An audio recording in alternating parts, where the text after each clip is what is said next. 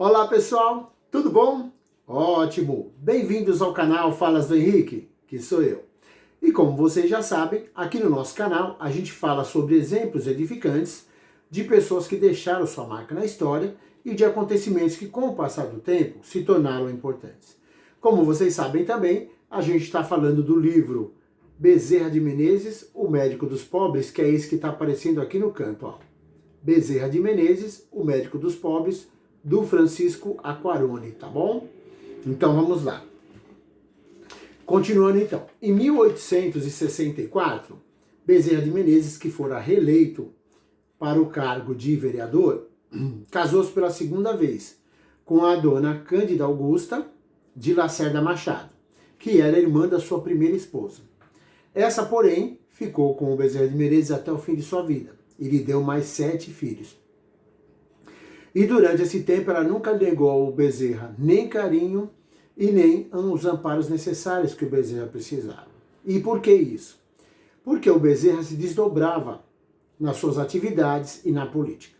Bom, na política ele se tornou deputado geral em 1867. Porém, na época, a política no país não estava nada bem. A coisa era bem complicada. E aí o governo imperial resolveu dissolver a Câmara Municipal. E o que isso significou? Significou a vitória do Partido Conservador e a queda do Partido Liberal, que era o partido do Bezerra de Menezes. E repetindo as coisas que acontecem, do mesmo jeito que foi com o pai, o Coronel Bezerra, que foi perseguido, Bezerra de Menezes também passou a ser perseguido politicamente pelo partido que dominou a situação por 10 anos. Mas não pense que nesses 10 anos o Bezerra se recolheu, não. Pelo contrário. Várias foram as empresas que procuravam a ajuda justa e criteriosa do Bezerra de Menezes para conduzir os negócios. Além disso, o Bezerra também ocupava o cargo de presidente da Companhia Carros Urbanos e da Estrada de Ferro Macaé Campos, da qual ele era inclusive o fundador. Aí, contudo, os anos se passaram e a Câmara foi reconstituída. O que aconteceu? Já em 1878, Bezerra de Menezes novamente foi eleito deputado e já de novo em 1880 ele era designado como presidente da Câmara Municipal e como líder do seu partido. Inclusive, Bezerra poderia ter alcançado outros cargos e posições mais elevadas. Mas como ele sempre falava, e no fundo, positivamente, ele não tinha a estrutura necessária para o homem político. Enquanto isso tudo acontecia, o espiritismo, como religião e como ciência, continuava a ganhar adeptos. Inclusive de pessoas até de relevância social. Porém, se juntava gente, cada vez mais surgiam também as divisões dentro do movimento. E aí o que aconteceu? Acabou surgindo 2 grupos, o grupo dos científicos e o grupo dos místicos. O grupo dos científicos não aceitavam, senão, os fenômenos espíritas que encontrassem explicação nas leis científicas, da física e da metafísica. Enquanto o outro grupo dos místicos, eles aceitavam a doutrina baseada nos ensinamentos de Jesus, que foi demonstrado por Kardec, e por isso mesmo eles passaram a intitular-se como kardecistas. Em 1868, então, surge a necessidade de se organizar os núcleos espíritas em torno de uma linguagem única e principalmente de se aprofundar no estudo do kardecismo. Aí surge no Rio de Janeiro a Sociedade de Estudos Espíritas, Deus, Cristo e Caridade. O Espiritismo sempre se mostrou um tabu impenetrável para as massas, que se recusa a conhecer a teoria e os dogmas da doutrina.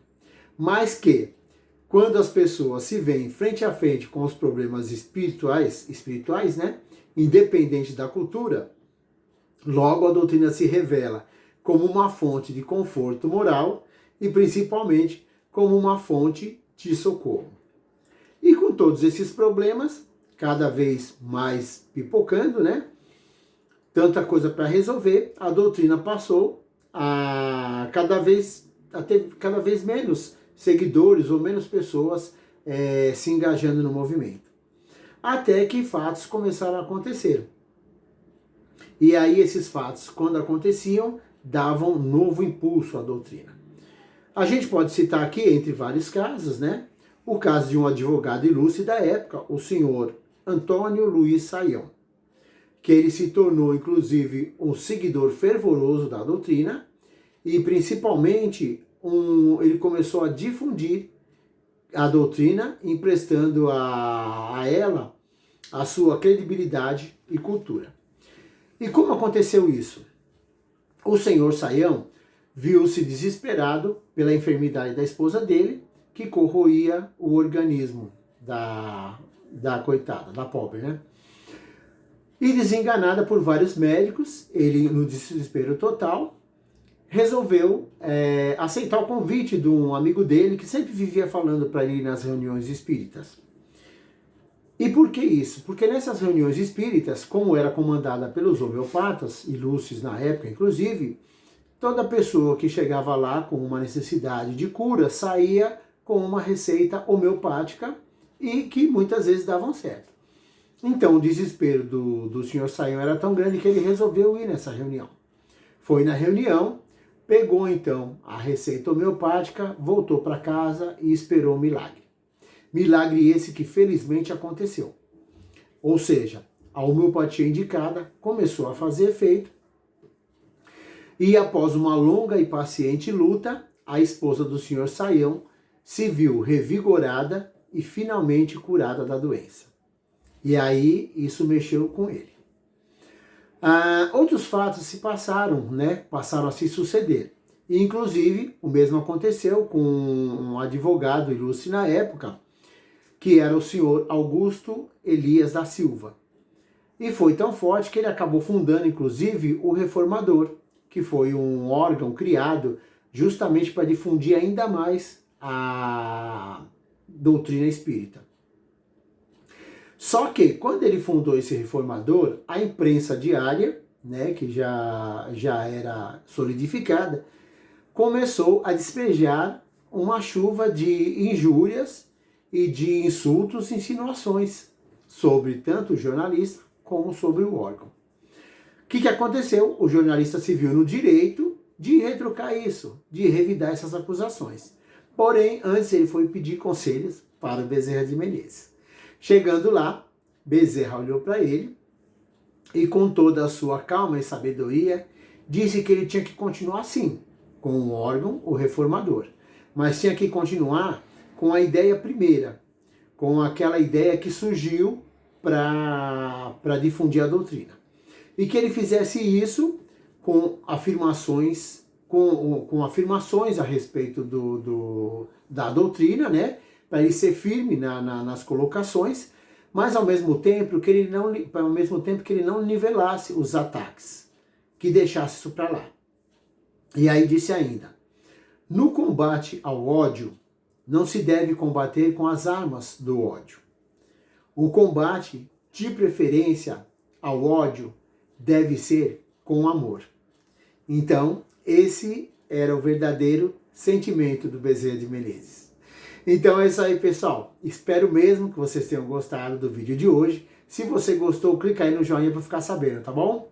Se inscreve aí no nosso canal, ativa o sininho para você receber as informações e até o próximo vídeo. Lembrando, hein? Sempre aproveite as coisas boas que possam melhorar a sua vida. Tudo de bom e muita luz!